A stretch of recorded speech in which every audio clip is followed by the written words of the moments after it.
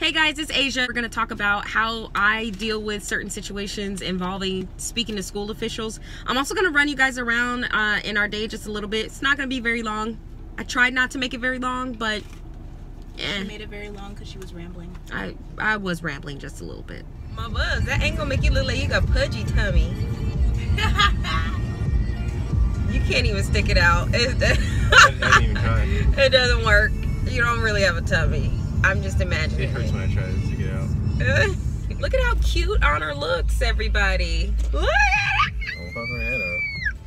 She looks really cute. The reason why I'm excited about that is because for the longest time, I wondered whether or not my kid would grow into herself. Anyways, right now we're at the pharmacy because... Are y'all laughing at me? So there's this little tube thing that you can shoot the prescription up into, and Jonathan really likes to use it. So I'm trying to. Why don't you just give me? How do you do it? Okay. I'm gonna have to fold it. Oh my gosh. All right. There you go. Send it Okay. up. Mom, you know you can't click the Okay. screen. Yeah, you can't. Look at Daddy's face. That's cool. Message. The pharmacist was like, "Bruh." You could have stayed here. It's not cool to them anymore. What kind of pain is this for? What? Uterine? What kind of pain? It's an interesting question. I know. I don't think they've ever asked that.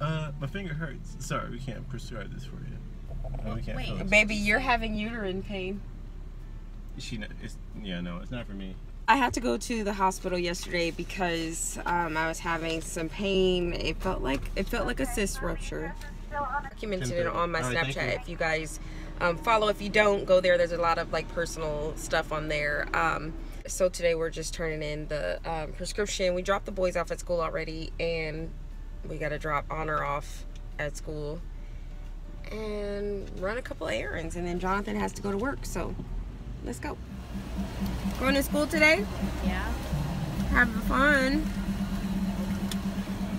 You look so cute, girl. Yes, Chandra, my yes.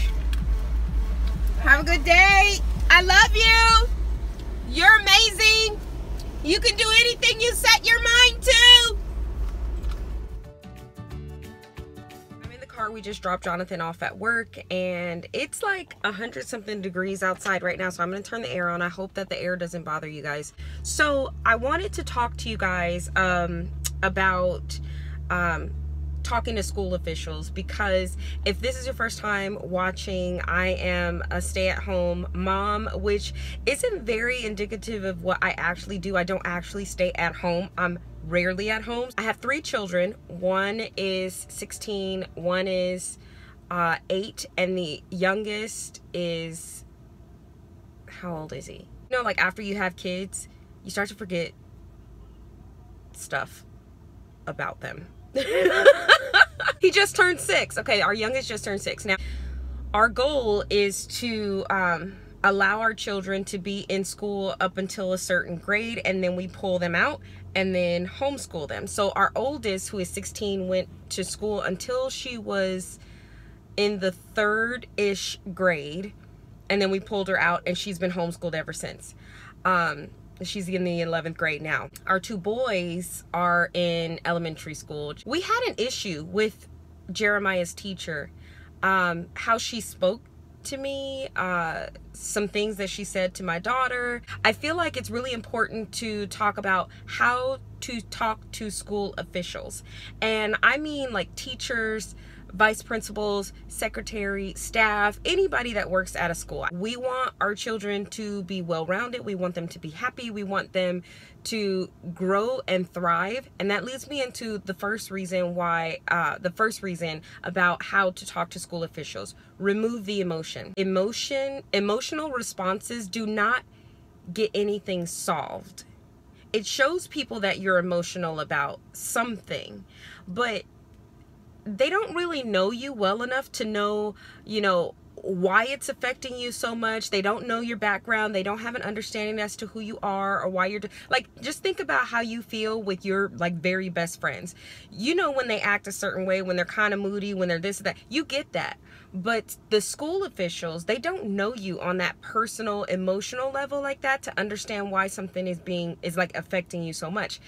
And you could easily say, well, this has to do with my kids, so of course I'm going to be emotional. You have to be prepared, and you have to use your words very carefully. One of the problems that we had with Jeremiah's teacher was that she made a statement to my 16-year-old daughter, said that we were neglecting Jeremiah.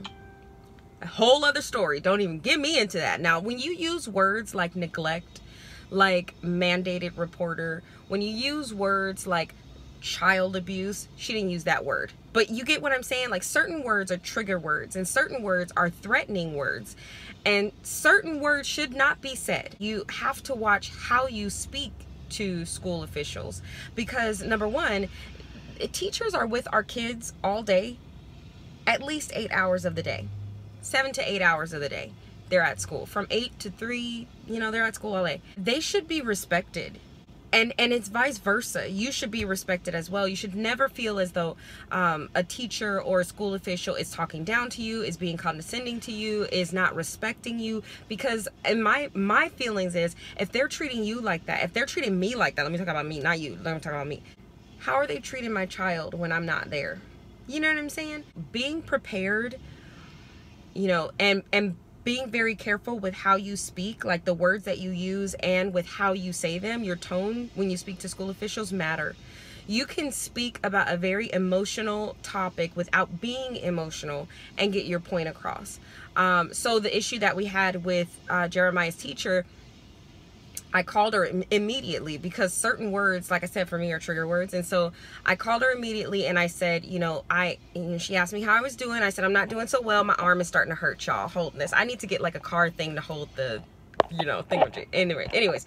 So she asked me how I was doing, and I said, I'm not doing so well. And these are the 3 reasons why. I feel like it's very important before you pick up the phone. I'm sorry, this is going to be all over the place. I feel like it's very important before you pick up the phone to make a phone call to understand, number 1, why you're calling, and number 2, to be able to state what your concern is in a respectful manner.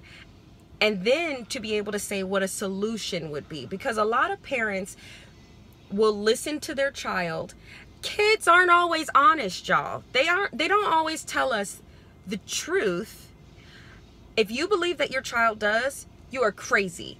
They don't tell us the whole truth, and that's what I'm saying. Like, they tell us their version of events. So I think it's really important as a parent and as a responsible parent to, rather than just listen to my child's side of the story, let me get all of the sides of the story, which was why when my oldest child came and told me what was said, I immediately called the teacher, because certain words that were said were not words that my child would come up with on her own. And I knew, okay, this is important. So number 1, it should not have been said to my child. And number 2, it needed to be dealt with immediately. I needed more information. So I called the teacher and I said, these are the reasons why I'm not doing well. There were 3 reasons. No emotion was involved. I said, number 1, you spoke to my child. She's a minor. An important conversation should be had with me. I'm her parent. I'm the parent. And I'm also the parent of the child that you're talking about. 2, using certain words like neglect is very serious. Is very serious. So I didn't even get to the 3rd part before the teacher started like hollering at me. Like, okay, we're not even, I told y'all I'm gonna leave that into another video. Okay, so when I realized that an effective conversation was not going to be had with the teacher, I made an appointment with the principal. And the appointment with the principal was not in any way to make this teacher feel some sort of way. I didn't do it emotionally. It was, I'm worried about my child. I'm concerned about my child. And there were some policies that were not followed properly. And I wanted to make sure that they would be in the future, which is essentially that was all I cared about. when I went in with the principal, I was very straightforward. I had my my list of talking points written down. I had what the issue was, the reaction to the issue, my concerns, and then the solution. And I think that's very important, because sometimes you could be talking to a school official, and especially about like our kids, and you can forget what you're talking about and then start, you know, I could have spent 2 hours in there talking about how upset I was that this teacher screamed at me, but that's not the point. Like, what does her emotional response have to do with the issue at hand? The issue at hand is these 3 things occurred. What is the policy concerning these 3 things, and how do we avoid those 3 things happening in the future? And I think that's really important to maintaining relationships, which leads me into that next point. We reflect our children. Our kids have to go to that school every single day and deal with these school officials. And when us as parents, when we go in hollering and screaming and talking crazy and acting crazy with these people, think about what they think about our kids. Like, they shouldn't be thinking negatively of our kids, but come on, they're people. Like, they're not robots. So you reflect your kids. So when you go in, you know, it only shows how it further proves how you're raising your kids, what type of family you are when you go in calm, cool, and collected, and when you show them the respect that they deserve, even if they're not showing you that same respect. Because I had this teacher twice go crazy on me, and in each time I was calm and I just repeated my concern, and I said, if we are unable to have effective communication, I will have to remove my son from your classroom. And I said it just like that. I chose my words very carefully. Anyway, so, yeah, rather than me, you know, blabbed on for like 10 minutes. Sorry, guys. So, let me just recap, okay? Remove the emotion. That's what I had right down. Be prepared. Choose your words wisely. Don't complain just to complain. Like, sometimes our kids come home and they're like, Mom, this happened at school, and you're calling the teacher to complain. But if you think about that situation ahead of time and you're like, okay, my kid told me this, I'm going to call the school, I'm going to complain, or I'm going to bring up this concern, have a solution prepared in mind for that particular thing. If you don't have a solution, then it's not a concern enough for you to call and complain about it. Does that make sense?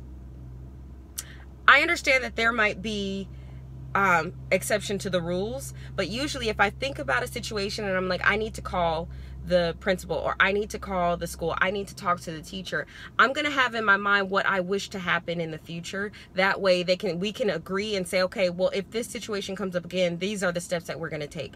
If you don't have that in your mind, you're just calling and just yell, then there's no reason to. And it's also not respectful. Anyways, so yeah, don't complain just to complain. And also remember that you represent your kids. You know, do right by them.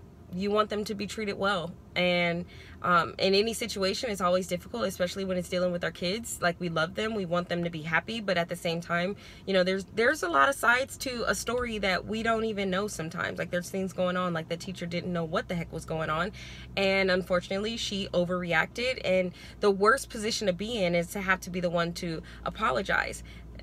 It's not a pride thing. I don't mind apologizing. I will if I'm wrong, but I try to watch my steps closely so that I don't have to be in that position, because then you just look dumb. I gotta get back and pick up honor. Let's go pick up honor.